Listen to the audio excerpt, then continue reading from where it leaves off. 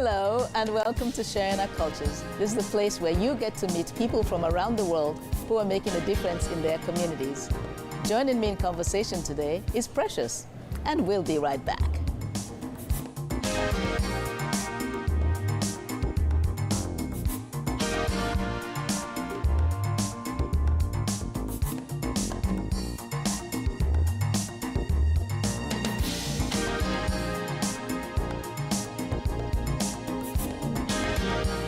Hello and welcome to Sharing Our Cultures. Joining me for a conversation now is one of the remarkable community leaders, and he's Precious. Welcome. Oh, hello, Dr. Lloydetta. I'm so happy to be here today. Oh, right. I'm happy to have you, actually, because we haven't had an opportunity to sit down and have a conversation for a long time. Right. It's been so long, but I'm super excited to be here today, right, for yes, sure. We're excited to have you. So this is catch-up time now. Tell me, what have you been up to? Many things. Okay. Right. But I guess I can start off with one of the cool things in my job that I'm so happy to have to do every day is I work for an organization called Black Business Initiative. It was an organization founded in 1996 in Nova Scotia, and it was really founded because they found that a lot of Black business owners in Nova Scotia at that time didn't really have the resources to help them grow their business. So they came together and was like, how can we really help Black businesses grow? And it's crazy because if you think of 1996 and now, we're still trying to, we face the same challenges, we're still trying to help businesses grow as well. Mm-hmm. And so there was actually a report done that shows that these are the needs of the Black community in Nova Scotia. And so from then, BBI was created in 1996. And then if you fast forward, even before I was born, actually, if you fast forward to 2022, when I started with the company actually now got, with the support of the federal government, expanded to all the Atlantic provinces. So we have an office in PEI, in Newfoundland here, in New Brunswick, and the main office in Nova Scotia as well. Well, congratulations. I just stopped you there for a minute. That is great to be involved with an organization that's Atlantic-wide. Yes, yes. Yeah. And so in my role, I get the joy of being the manager for Newfoundland and also Prince Edward Island. So it's a lot of shuffling back and forth, but I really enjoy it. One of the great things I like is that you get to meet so many inspiring people that talk about their business idea, what they do, and how the story of how they wanted to start their business. You get to meet newcomers that come to Canada and they have this great idea, that come to Canada and had a business back home as well. And just to hear the story and hearing some of the challenges they faced and how we can help them basically overcome that challenge as well. Okay. All right. Can you just give us a few examples of those challenges? Yeah. So some of the challenges, one of the biggest things I always find with people when they, in terms of starting their businesses, they don't know where to go for resources. They don't know where to really, they have many questions. How can I incorporate my business? How can I get grants for my business? How can I get the resources to start my business? So it was about having someone that can provide that guide for you. I always say BBI, like for me, I'm your cheerleader. In whatever you do, I am cheering for you to go in. And if there's any way I can support you, I'll basically support you. If there's any door that I need to like go through or anyone I need to call, I will call them. If it's state, provincial government, if it's city, municipal government, I will call them for you, right? So people didn't really know how or what they need, like for food business, they don't know where to get for their permit, who they need to contact. So it was trying to basically streamline and help them in building up that process and connecting that, oh, you need to talk to this person.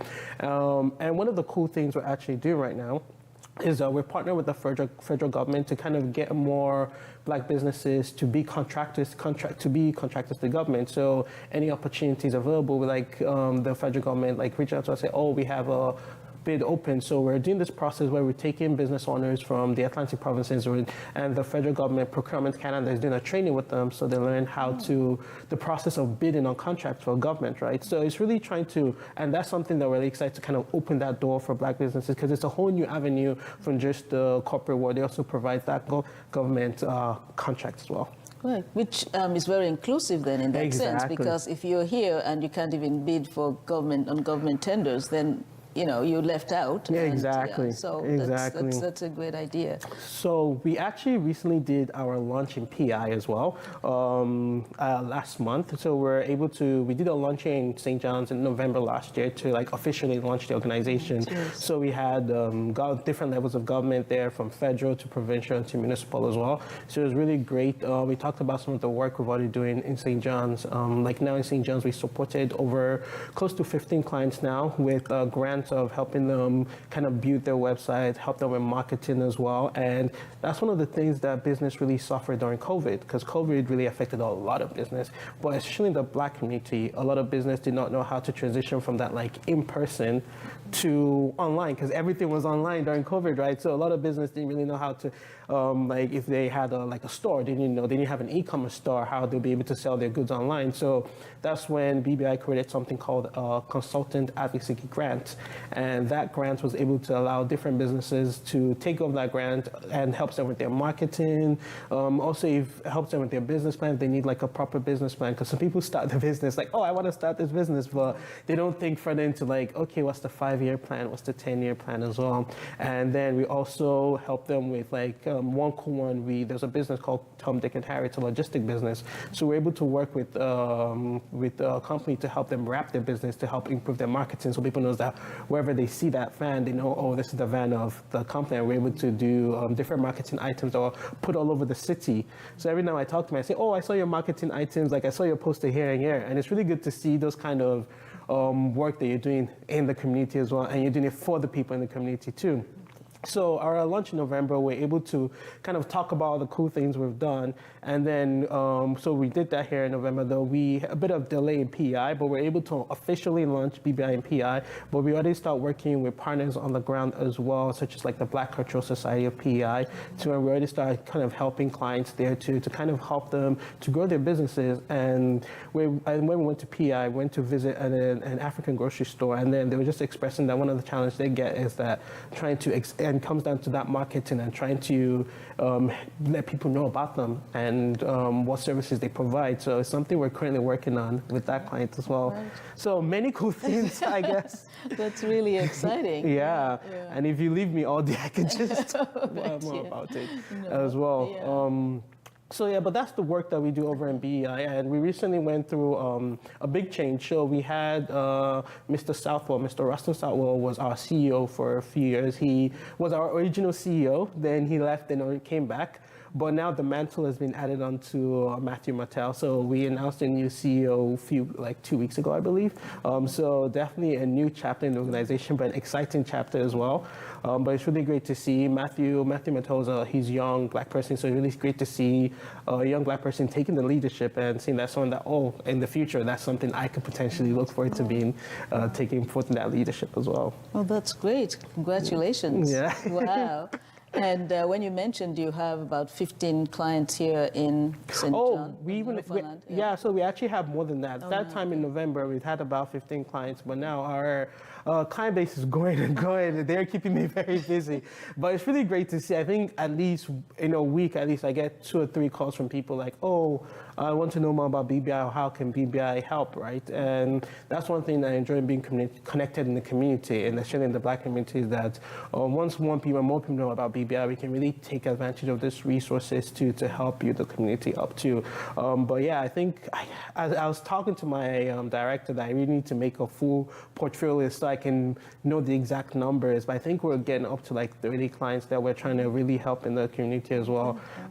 So it's more work for me, but it's good work. That's the thing. It's good work, right? So can't complain. And as you know, I love the community. I love being involved in the community. So being part of this organization and being part of this project definitely has its exhausting moments, but you kind of reap the rewards in seeing the growth in community as well.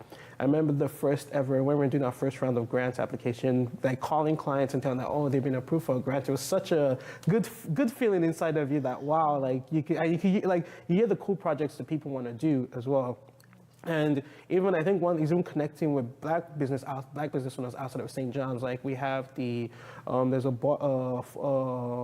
butcher, and he's based out in Carbonear area, so he was able to take hold of our grant as well. I know he's building a big farm to be providing meat to St. John's in different areas too. Recently, last year, we highlighted a Jamaican restaurant in Ganda, Cool Reggae. Oh. So they were part of our Black to Business magazine too as well. So we're trying to reach out to other Black communities across the island, across Newfoundland Island as well, because I know a lot of times we tend to be St. John centric, and it's really hard because The island is big and far. So we're hoping that hopefully we can even like reach out to Black communities in Cornerbrook and really assist anyone that has the needs assistance there too. Sure. Okay, we'll take a short break and we'll come back to that. Sharing Our Cultures will be right back. Don't go away.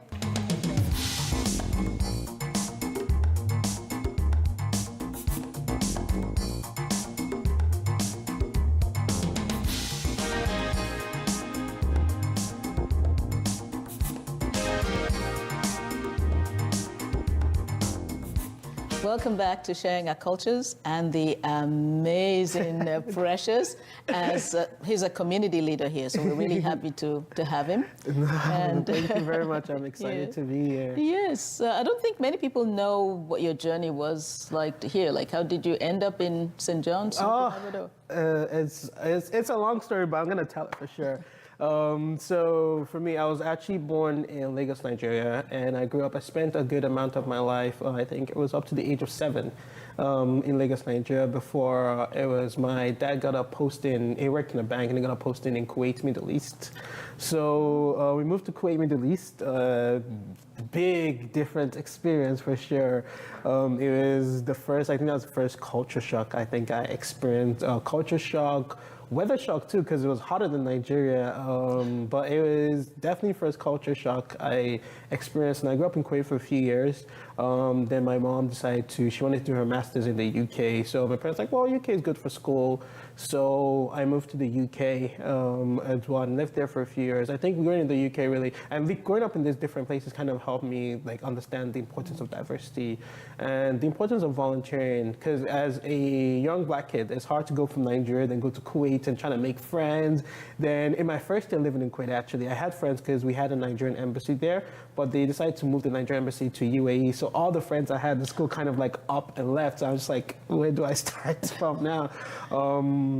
But I was able to make friends in my church, and then in school as well, just being involved in different group. I played a lot of soccer growing up, so that kind of helped me make friends, and I kind of started like making this formula that, okay, to make friends, I have to be involved in all these things so I can know, because so you have people that have common interests as you as well. Then I moved to UK and lived there for a few years, and I think that for me really experienced what it meant to be. That was my first experience in like what kind of racism meant in a sense, because I mean, when I lived in Kuwait, it was mostly underlying tones of racism that you never really think of as a child, but like when you think back to that experience, you think, oh, that was not like that. I was like, nah, I think that, like that was not a good thing to say. But so growing up in UK is when I kind of like, okay, being treated a bit different. It was more blatant racism a bit as well. But it doesn't mean it was growing up in UK was a great experience. Definitely miss it. I really want to go back soon as well. It's my third home, I guess, at this point, because we have St. John's, Nigeria, and London too. So I grew up in London, and that was really good. Then one day my mom comes home and is like, we're moving to Newfoundland. And I my best friend, my childhood best friend at that time lived in Saskatchewan. My family friend lived in Manitoba. Everyone else Toronto and Ottawa. So, but you don't really know Newfoundland like that. You're just like, huh? And the coolest thing I actually realized, and I found this out later, is that so when I lived in the UK, I used to watch a TV show called Republic of Doll, and that was actually shot in Newfoundland. Yes. So I did not know that until I came to Newfoundland, and then told me that show was shot here in Newfoundland. I was like, oh, that's really cool. So anyway, so after a few Google images, you see like the downtown homes and some picture. Then we moved over here to Newfoundland, and my mom came to get her master's at MUN. So she was in a master's at MUN, and she was also working there as well. And the first week I moved to Newfoundland was when we had dark now.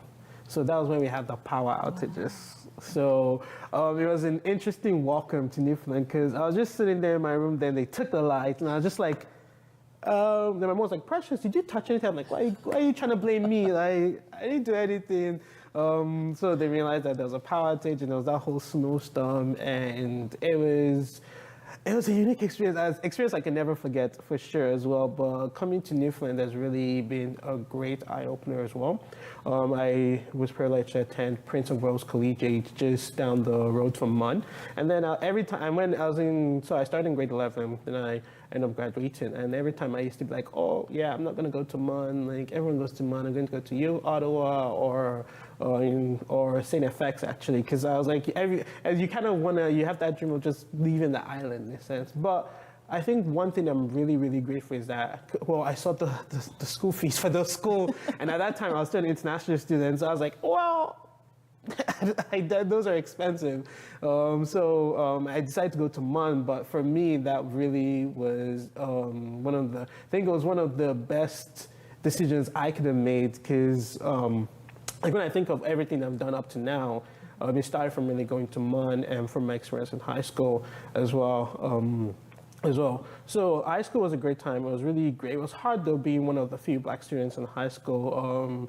You have different challenges too. So there were some things that happened in high school that when I reflect back to them, I'm just like, like one of the things that really to today really I think stand out to me is that I think we've had a student blackface to school before, and that for me was very inappropriate. Well, obviously very racist as well. So that was one experience that stands out to me that really fueled my passion to educate people about, because to that student, they did not, and I conferred to that student, and they didn't really know or understood what was wrong with what they're doing. And their excuse was that for Halloween is that they were playing a psychopathic killer who got their head stuck in a chimney.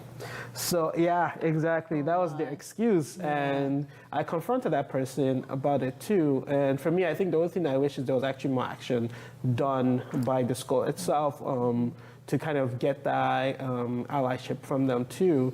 But that person did not understand what was exactly wrong with what they're doing. So that was one of the moments that I said, okay, that was a moment that, and it's as I grow older is when I think that how kind of crazy that moment was, because I'm like, I was really messed up what that person is doing, right?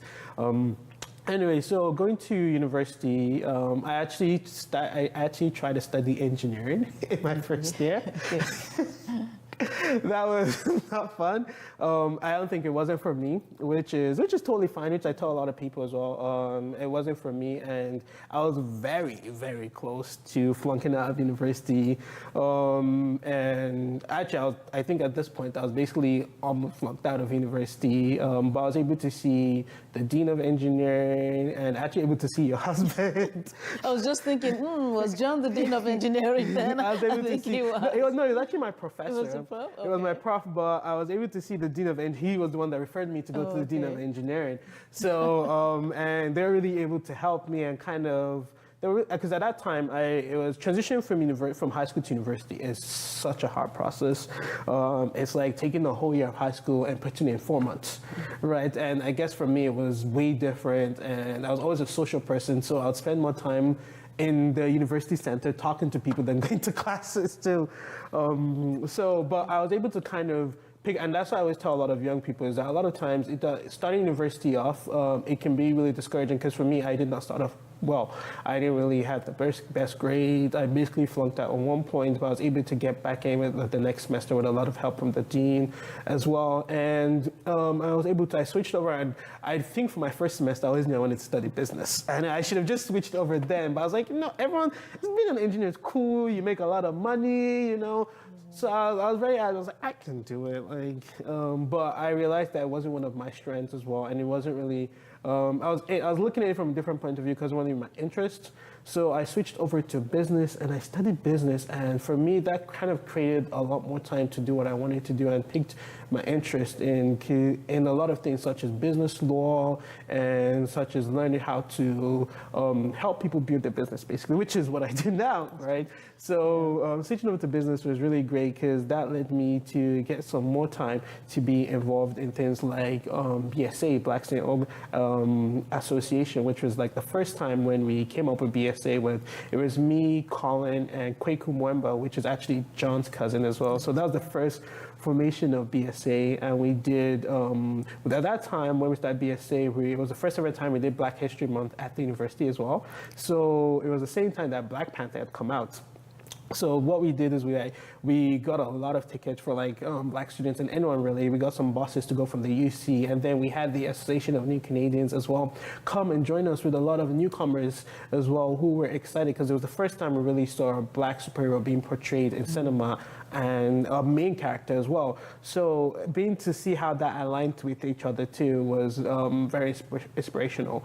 And so from then, being part of BSA kind of led me to join the student union, and that's when I became director of student life. So one of my jobs in student life was basically planning events for students, and I really strive to kind of plan inclusive events as well, so that it was a way for everyone from different parts, wherever you're from, could really come and have a great time at the events too. And it was really weird because I always wanted to kind of show as an example that you can be involved. A lot of times as a black student, you come to university, but you don't really think of being involved because you gotta work to sometimes pay your school fees. You gotta work, or to even just to have some money in your pocket. You gotta work, and so you are always kept busy too.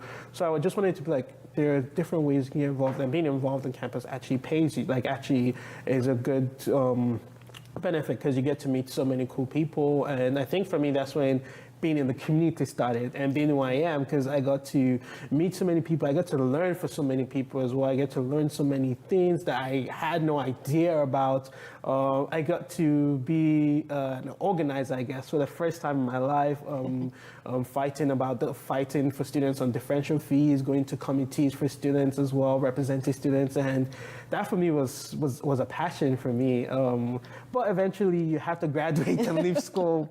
So I graduated, thankfully, and again, I tell people, like, I had a terrible beginning in university, but it doesn't, and if I tell people some of the marks I got, like, I'm telling you, if I've gotten this low marks and I was able to graduate, you can do it. But yeah, so I've been able to use my experience as a way to kind of guide young people that I see them that are first years. I'm like, oh, like, even if you're struggling now, you're gonna be fine.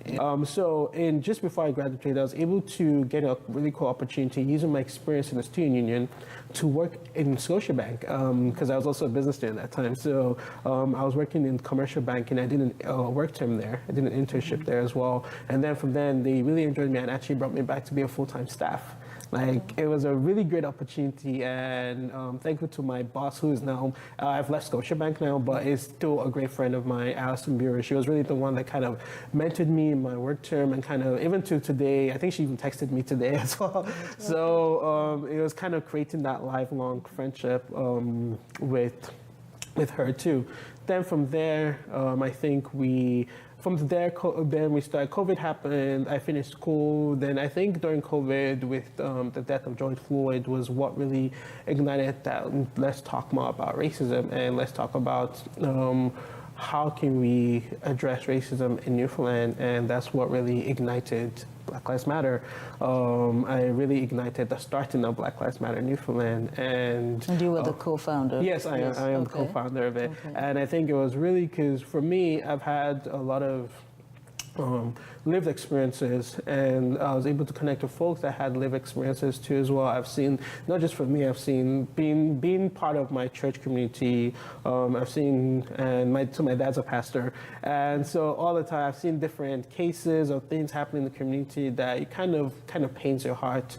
I've had my own personal stories of things happened. You mean like racist? Racist incidents that's happened. Racist incidents that's happened. I've had so those are things that kind of ignited me to be like, okay, what are the ways we can start, like, how do we start the conversation? Because it comes about starting that conversation. We can't just, Newfoundland is a great place to live in. I love Newfoundland, but how do we make it more inclusive, and how do we make the community a place where people can feel more welcomed into? Because we want to bring a lot of newcomers to Canada, we want to bring a lot of newcomers to Newfoundland, but what support system are there for them to feel as if they're part of the community too, and how can we welcome this? So Black Lives Matter was started to kind of work with other organizations to start the conversation and see what we can do. We had our first ever rally that 2020, and I always remember that day because it was one of the most stressful days of my life. That week itself was very stressful, but it was definitely needed for sure, because it was a way for us to kind of not, because the thing beauty is that we've already had folks like Anti-Racist Coalition doing the work. We had your organization, Our Culture, doing the work already. So we already had those kind of support people in place that, oh, we have this organizations that are doing some really great work as well. So, but what ways can we bring it from a different angle too? And so we started Black Lives Matter on Newfoundland, and we started with the rally. Then we're like, okay, do we continue on? Is that just one thing? But we said, okay, there's different supports we can provide to the organization. And so we started doing things such as Backpack and Now, where we provide backpacks to members of the Black community. And in 2021, I believe, 2021, we're able to partner with Rotary Diane, provide backpacks to over 100 Black kids in community as well. So that was really good, and we want to grow that too as well. So that's one of our flagship programs that we did. And then we did things such as Call, Curves, and Conversation, where we talked about racism in the film industry, racism through hair, which is interesting because I think it's a very big conversation, but that was pioneered by one of our other co-founders, Raven Khadija, as well. So it's just, Black Lives Matter basically was started to kind of create a safe space for people to come and also share the experience, but also a place where people can also feel as if they're welcome to. And what we want to do is create change in community, create change in government policy, create change in health policy as well. And you've studied that. Yes. You studied the change. Yeah, and I'm not going to lie, it's hard sometimes, definitely busy doing all these different hats, but definitely worth it for sure. Yeah. Oh, it is worth it. Yeah. Thank you so much, and so glad that you are working in this area, and we know there's a lot more improvement that would come along the way, so thank you so much. Thank you so much. And Sharing Our Cultures will be right back.